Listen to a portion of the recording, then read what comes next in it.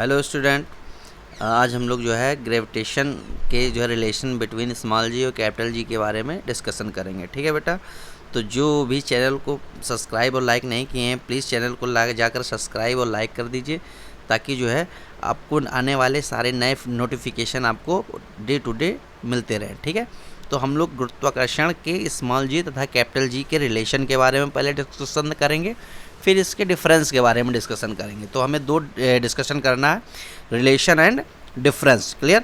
तो सबसे पहले हम बात ये करेंगे गुरुत्वाकर्षण का। हम पहले ये जान जाएं गुरुत्वाकर्षण नियतांक या ग्रेविटेशनल कांस्टेंट जो स्थिरांक कैपिटल जी क्या होता है। ठीक है, तो हम जानते हैं जो गुरुत्वीय त्वरण का मान होता है बेटा अलग अलग स्थानों पर अलग अलग होता है। तो मैंने इसके पिछले वीडियो में आपको बताया था स्मॉल जी का जो मान होता है वो सामान्य अगर ले लिया जाए पृथ्वी के आसपास तो 9.8 मीटर पर सेकेंड स्क्वायर हो जाता है, और इसके बाद जो है अगर इसको हम ध्रुवों पे ले लेते थे तो कितना हो जाता था 10 मीटर पर सेकेंड स्क्वायर हो जाता था। अगर हम इसको चंद्रमा पे लेके जाएं तो उसकी वैल्यू G/6 हो जाती थी। इसका मतलब हमें समझ में आ रहा था जो गुरुत्वाकर्षण का मान है वो अलग अलग स्थानों पर जो गुरुत्वीय त्वरण का मान है स्मॉल जी का मान हर एक स्थान पर अलग अलग हो जाता था। लेकिन जो कैपिटल जी का मान है पूरे ब्रह्मांड के प्रत्येक स्थान पे हमेशा एक जैसा होता है। ठीक है, पूरे ब्रह्मांड में कैपिटल जी के मान में कोई भी परिवर्तन नहीं आता, चाहे वो सूर्य और पृथ्वी के बीच के अगर कैपिटल जी का मान हो या वो पृथ्वी और शुक्र के बीच में कैपिटल जी का मान हो। तो जो ब्रह्मांड में चाहे किसी भी स्थिति में कैपिटल जी के मान में कोई परिवर्तन नहीं आता।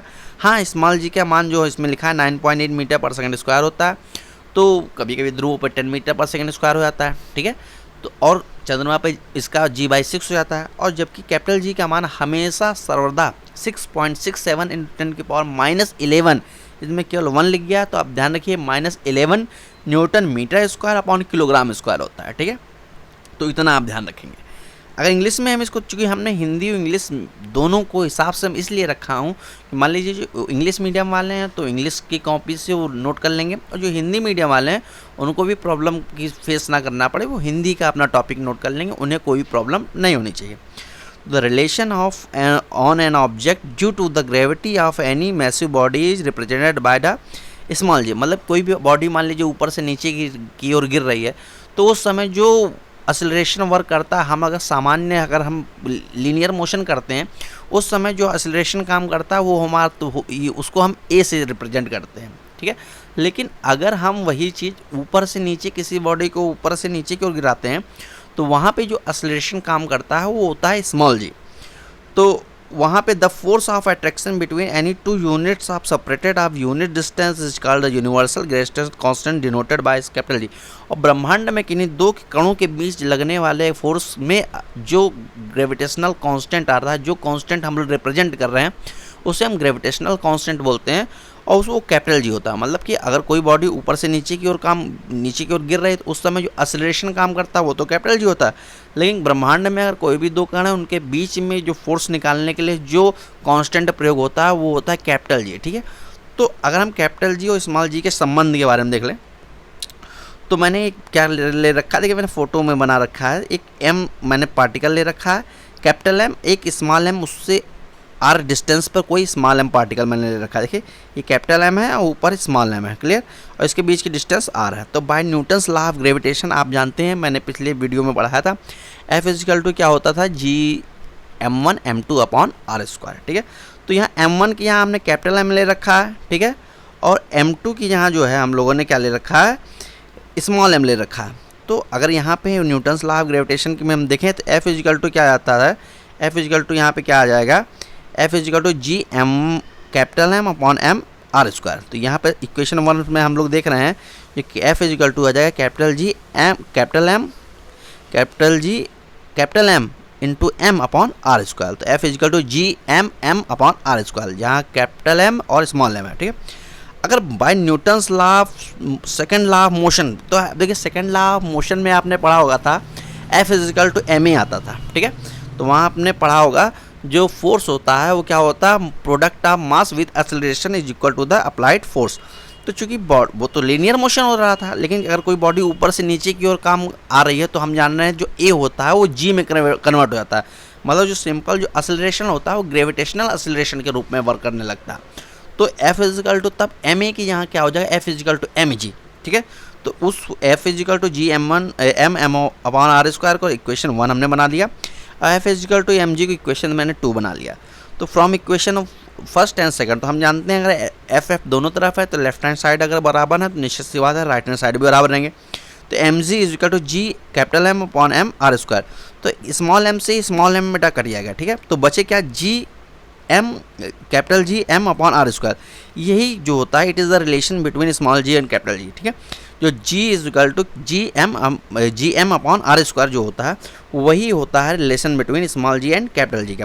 अगर इसमें से कोई एक चीज़ पृथ्वी हो, मतलब कि नीचे वाला अगर मान लीजिए यहाँ एम क्या एम ही होता, तब यहाँ जी उसका G M E upon R E square, ठीक है। तो यही आपका जो होता है ये पृथ्वी के मध्य लगने वाला ग्रेविटेशनल स्मॉल जी और कैपिटल जी के मध्य रिलेशन है, ठीक है। तो इसको आप समझ लेंगे फिर से, न्यूटन लॉ ऑफ ग्रेविटेशन से F is equal to G capital M upon M into R square, और एफ इजिकल टू क्या होता है एम जी, तो लेफ्ट हैंड साइड अगर बराबर है तो राइट हैंड साइड भी बराबर रहेंगे।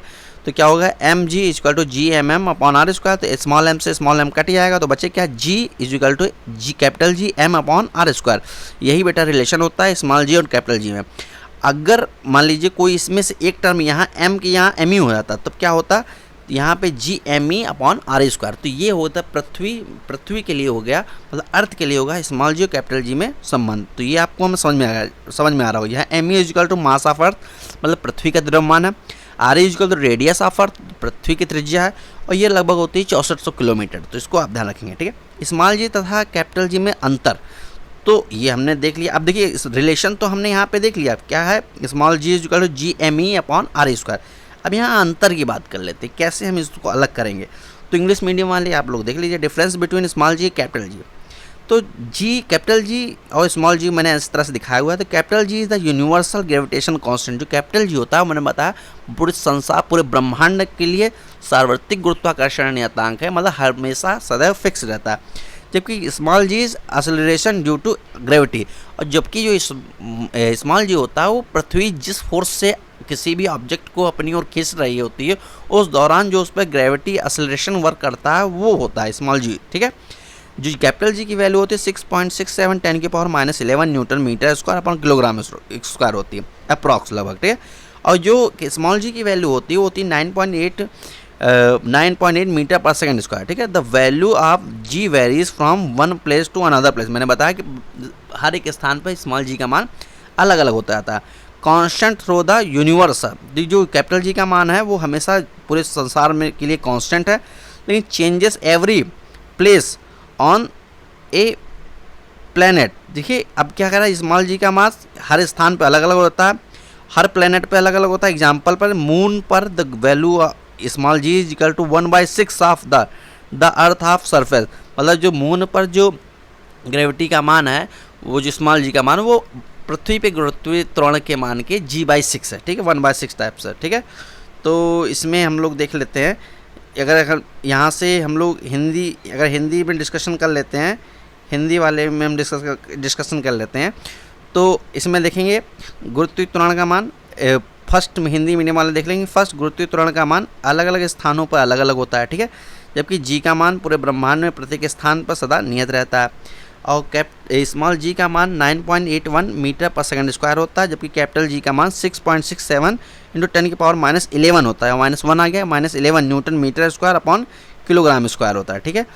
जबकि थर्ड नंबर पे स्मॉल जी एक सदिश राशि है, कैपिटल जी एक अदिश राशि। बेटा देखिए ये बहुत ही इंपॉर्टेंट टर्म है, कभी कभी कंपटीशन में पूछा जाता है कि स्मॉल जी तरह कैपिटल जी में ये वेक्टर क्वांटिटी है कि ये स्केलर क्वांटिटी है। तो ये स्मॉल जी जो होता है बेटा सदिश राशि है, जबकि कैपिटल जी एक अदिश राशि है। स्मॉल जी गुरुत्वीय त्वरण को दर्शाता है या एक नियतांक नहीं है, ठीक है। ये केवल जो स्मॉल जी है वो ग्रेविटेशनल एक्सेलरेशन को डिनोट करता है, ये कांस्टेंट नहीं है, ठीक है बेटा।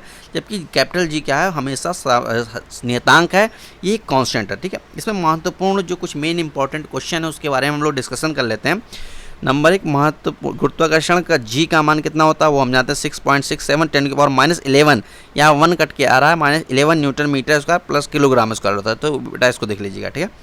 गुरुत्वीय त्वरण स्मॉल जी का मान कितना होता है वो होता है 9.81 मीटर पर सेकंड स्क्वायर। गुरुत्वाकर्षण नियतांक और गुरुत्वीय त्वरण में संबंध क्या होता है मैंने बताया, small G equal to GME upon RE square. चंद्रमा पर गुरुत्वीय त्वरण का मान, पृथ्वी गुरुत्वीय त्वरण का मान कितना होता है 1/6, ठीक है। तो जो स्टूडेंट अभी इस चैनल पर नए हैं प्लीज़ उसको चैनल को लाइक और सब्सक्राइब कर दीजिए।